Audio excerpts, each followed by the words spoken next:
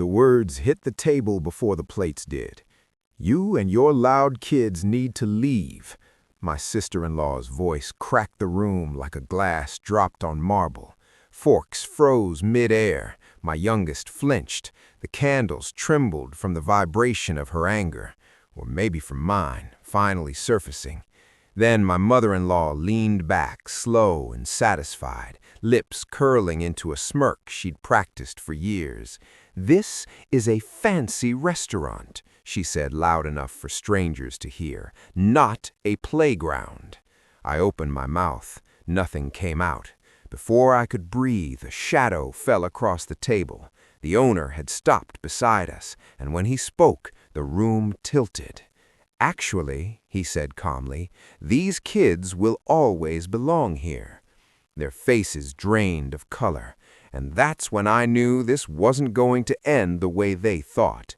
I'd spent years learning how to disappear in rooms like this, how to make myself smaller so others could feel larger.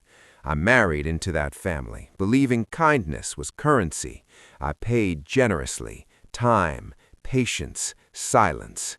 I was the one who babysat when no one else would, the one who remembered birthdays, the one who covered checks when money went missing. And my kids, they grew up calling these people family, even when family treated them like noise pollution. Gratitude slowly turned into expectation.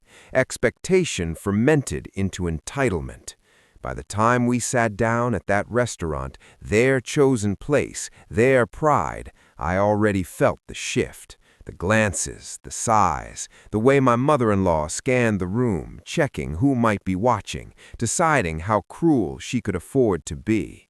My kids weren't screaming, they weren't running, they laughed once. That was enough. The betrayal wasn't the yelling, it was the performance. The way my sister-in-law stood, napkin tossed aside, voice raised to invite witnesses. The way my mother-in-law joined in, not to calm things, but to sharpen the blade. They wanted me humiliated. They wanted my children embarrassed. They wanted control. I looked at my kids' faces, confused, shrinking, already learning the wrong lesson, and something inside me broke cleanly in half. That was the exact moment my loyalty died. No screaming, no tears, just a quiet, irreversible click. Silence is underestimated. I let it wrap around me like armor. While they waited for me to apologize, I planned. While they waited for me to gather my children and leave, I stayed still. I remembered the paperwork I'd signed years ago, the money I'd quietly invested, the favors I'd never cashed in. I remembered who owned what and who actually paid for it. The owner stood there patiently, eyes flicking from me to them. He recognized me. They didn't recognize him, not really. That was their mistake. I didn't raise my voice, I didn't stand. I simply nodded at the owner. "You can tell them," I said. He turned to my mother-in-law first, then my sister-in-law.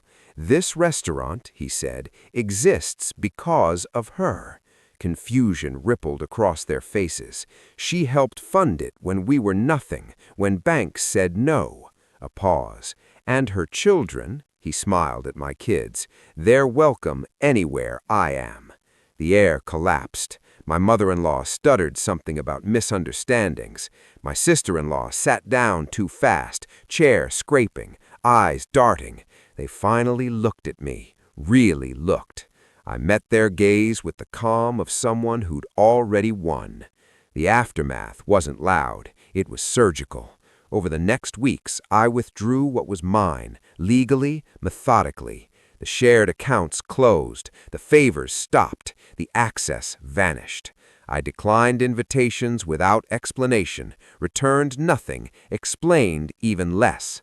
When they realized what was happening, it was too late to reverse it. Desperation makes people sloppy. They showed up at my door once, crying, apologizing. I listened through the door, then went back to making dinner. The final confrontation happened months later, at a smaller gathering, neutral ground, witnesses. My mother-in-law tried to speak first. Her voice shook. I didn't mean—" I raised a hand. She stopped. "I know exactly what you meant," I said quietly. Silence swallowed the room. I just decided not to live inside it anymore. My sister-in-law couldn't meet my eyes. Good. I wasn't angry anymore. Anger would have been a gift. I was finished. Now, when I think back to that restaurant, I don't remember the shouting. I remember the moment after. The pale faces, the truth surfacing, the realization that power doesn't scream, it waits. My kids laugh louder now, freer, and I finally understand something I wish I'd known earlier. You don't owe loyalty to people who confuse kindness for weakness. You don't need revenge fueled by rage, just patience and timing, because the quietest exits leave the loudest echoes.